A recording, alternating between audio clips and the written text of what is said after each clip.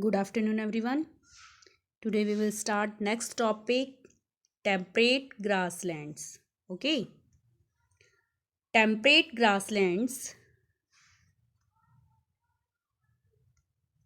Temperate grasslands are located in the interior of the continents. They occur between 25 degree to 55 degree latitudes in the northern and southern hemisphere, and are uh, spread over central Eurasia, North and South America and South Australia. देखिए बेटा, ये है equator 23.5 degree north, 23.5 degree south, ये सारा tropical area. अब बात करें हम टेम्परेट ग्रासलैंड की, तो टेम्परेट ग्रासलैंड यहाँ तो हमने जैसा रीड किया था कि ट्रॉपिकल ग्रासलैंड यहाँ इस एरिया में पाई जाती है। अब बात करें इस वाले ट्रॉपिकल एरिया में पाई जाती है, लेकिन अगर हम बात करें टेम्परेट ग्रासलैंड की तो वो 25 डिग्री से लेकर 55 डिग्री नॉर्थ लैटिट्यूड और साउथ में 25 डिग्री से लेकर 55 डिग्री साउथ तक पाई जाते हैं, क्योंकि ये कौन सा रीजन है, टेम्परेट रीजन का ये पार्ट है। तो इसीलिए टेम्परेट ग्रासलैंड जो है 25 डिग्री से 55 डिग्री तक दोनों ही हेमिस्फीयर में पाई जाती है। ओके, दीज रीजन्स आर, ये जो रीजन है कौन सा, ये सारा जिसके बारे में अभी हमने डिस्कस किया, ये जो रीजन्स है इसे ग्रेनरीज ऑफ द वर्ल्ड भी कॉल किया जाता है। अब क्यों इसको ग्रेनरीज का मतलब अनाज उद्योग, तो ग्रेनरीज ऑफ द वर्ल्ड क्यों कॉल किया जाता है, विश्व का अनाज उद्योग की उसको कॉल करते हैं, तो क्या रीज़न है इसके पीछे, as wheat and corn are the main crops grown here, क्योंकि वीट और कॉर्न, ठीक है, ये जो क्रॉप्स हैं मेन क्रॉप्स, इन्हें यहाँ ग्रो किया जाता है।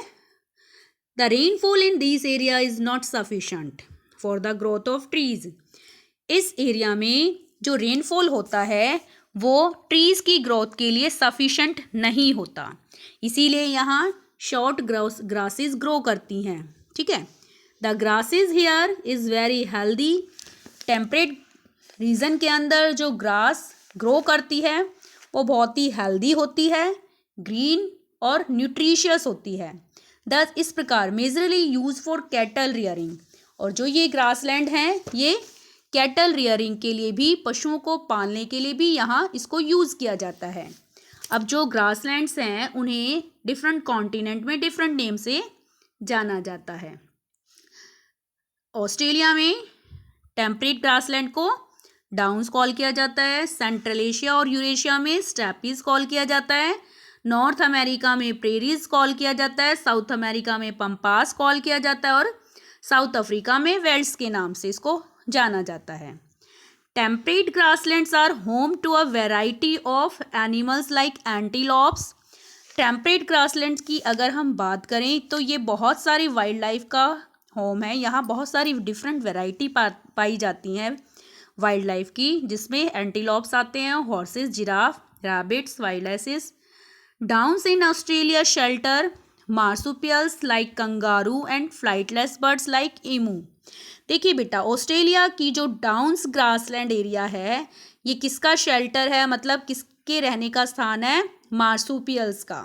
मार्सुपियल्स क्या होता है, वो फीमेल मैमल्स, ठीक है, जो अपने यंग वंस, अपने बेबी को फीड करती हैं और कैरी करती हैं, और अपने पाउच में, जो स्टमक पर उनका पाउच बना होता है, उस पाउच में वो उसको कैरी करके रखती हैं। फॉर एग्जाम्पल कंगारू, ठीक है, जो कि ऑस्ट्रेलिया में पाए जाते हैं, और फ्लाइटलेस बर्ड्स जैसे कि ईमू।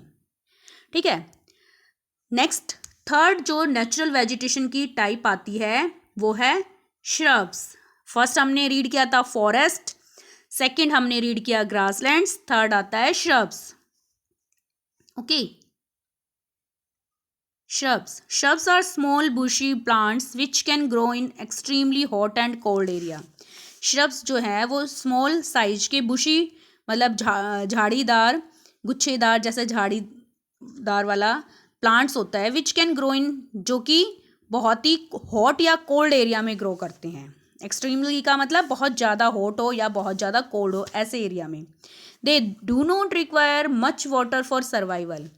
इन प्लांट्स को ज़्यादा वाटर की नीड नहीं होती अपने सर्वाइवल के लिए। सर्वाइवल मतलब अपने आप को जीवित रखने के लिए। Hence they can grow in hot and cold desert even, इसीलिए वो हॉट और कोल्ड डेजर्ट में ग्रो कर सकते हैं। डेजर्ट वेजिटेशन, बात करें डेजर्टी वेजिटेशन की, तो hot dry deserts are found in the tropical and subtropical regions. जो ये डेजर्ट हैं ये कहाँ पाए जाते हैं? ट्रॉपिकल और हॉट ड्राइड एरिया में, ठीक है। सब ट्रॉपिकल और सब ट्रॉपिकल एरिया में ये हॉट ड्राई डेजर्ट पाए जाते हैं। They are located on the western margin of the continent. और ये जो डेजर्ट हैं, ट्रॉपिकल डेजर्ट, और ठीक है, ये कहाँ पाए जाते हैं? हॉट ड्राई डेजर्ट जो वेस्टर्न मार्जिन है कॉन्टिनेंट्स के, वहाँ। These desert have high temperature. इन डेजर्ट्स का जो टेम्परेचर है वो बहुत ही हाई होता है और रेनफॉल बहुत कम होता है।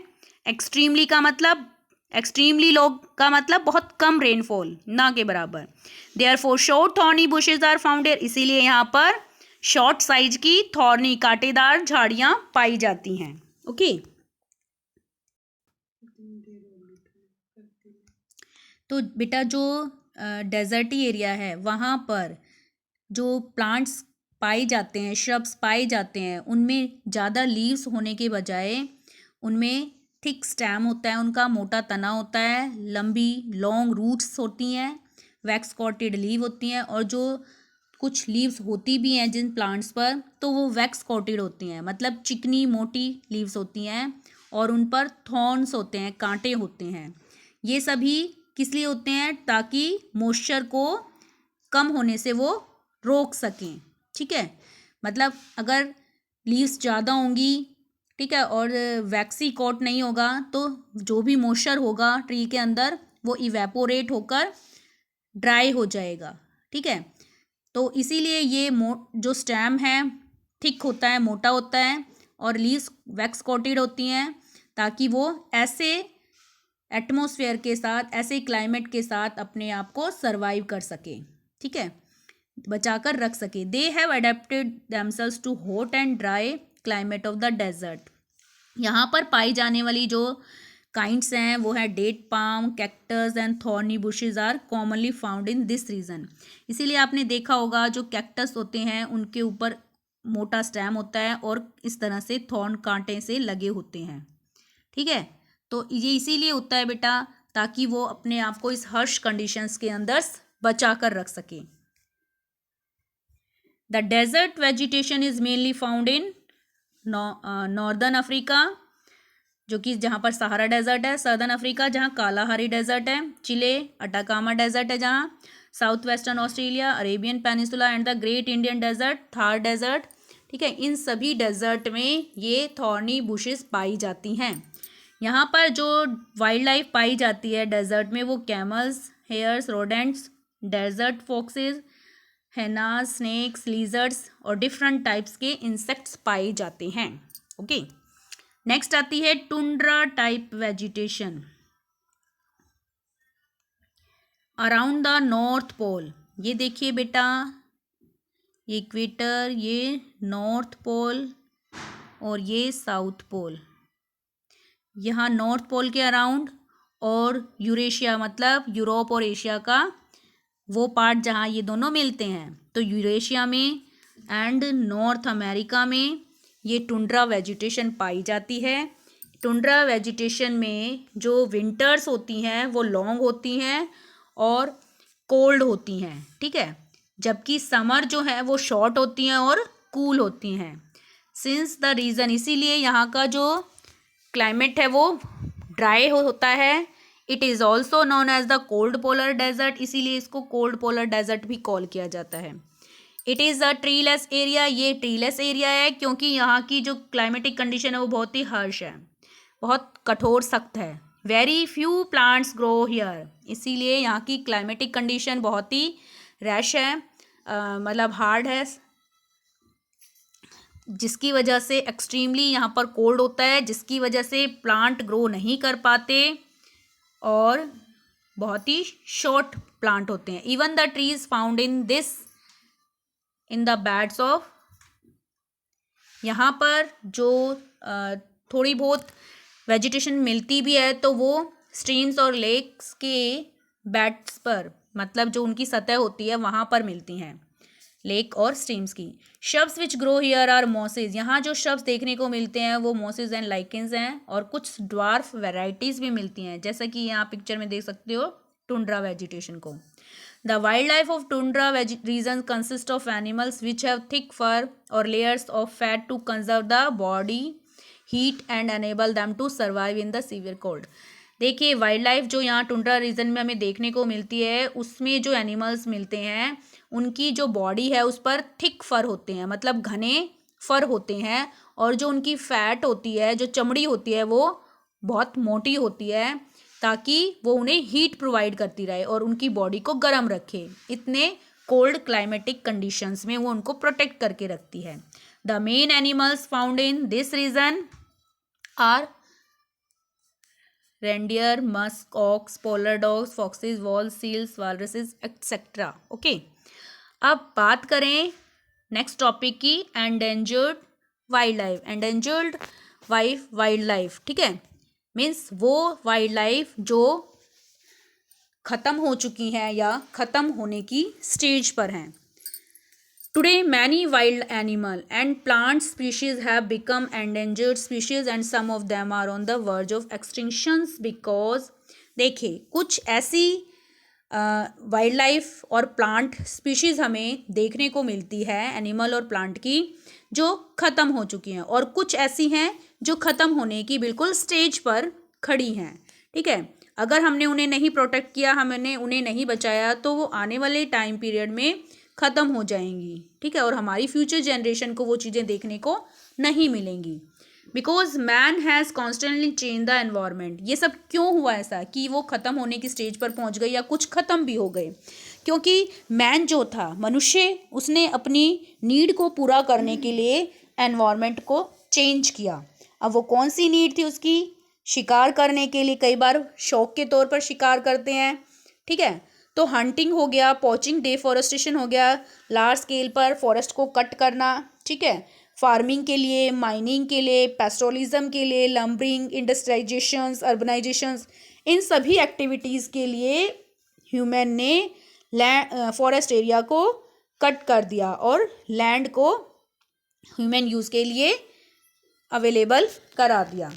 इसका एडवर्सली अफेक्टेड अवर बायोडाइवर्सिटी, जिसका बुरा असर हमारी बायोडाइवर्सिटी पर पड़ा. बायोडाइवर्सिटी का मतलब, बायो मीन्स लाइफ, ठीक है, डाइवर्सिटी मतलब डिफरेंट लाइफ हमें जो देखने को मिलती थी, चाहे वो एनिमल में हो चाहे वो प्लांट स्पीशीज में हो, तो उन सभी पर बुरा इफेक्ट पड़ा. And caused an imbalance in nature, जिसकी वजह से नेचर में इम्बैलेंस बन गया. ठीक है, we should therefore consciously work towards preserving our environment for the future generation. इसीलिए हमें कॉन्शियसली मतलब पूरे ध्यानपूर्वक हमें इन अपने एनवायरनमेंट को बचाना चाहिए, ताकि हमारी जो फ्यूचर जनरेशन है, आने वाली जो जनरेशन है, वो भी उसको एंजॉय कर सके, वो भी उन चीज़ों को देख सके और उनको यूज़ कर सके. अगर हम इन्हें बचाएंगे नहीं तो आने वाली जो हमारी जनरेशन है उन्हें बहुत सी प्रॉब्लम को फेस करना पड़ेगा. ये नेचुरल एनवायरनमेंट उन्हें देखने को नहीं मिलेगा. उन्हें जो है बहुत सारी चीज़ें आज जो हम देख रहे हैं वो उन्हें नहीं मिल पाएंगी. इसीलिए हमारी ड्यूटी है कि हम उन नेचुरल रिसोर्सेज को और जो एनिमल प्लांट स्पीशीज़ हैं उन्हें हम बचाएं और केयरफुली उन्हें यूज़ करें. ठीक है, अब बात करें गवर्नमेंट की, तो गवर्नमेंट ने इन सभी वाइल्ड लाइफ को बचाने के लिए कुछ प्रोजेक्ट्स लॉन्च किए, जैसे कि project tiger, project rhino, project great Indian bustard and many other eco-developmental projects have been introduced by the government of India to protect wildlife. ये सभी इंडिया की गवर्नमेंट ने इन वाइल्ड लाइफ को बचाने के लिए ये प्रोजेक्ट लॉन्च किए. तो ये था बेटा हमारा 18 चैप्टर, जिसकी रीडिंग कंप्लीट हुई. ओके.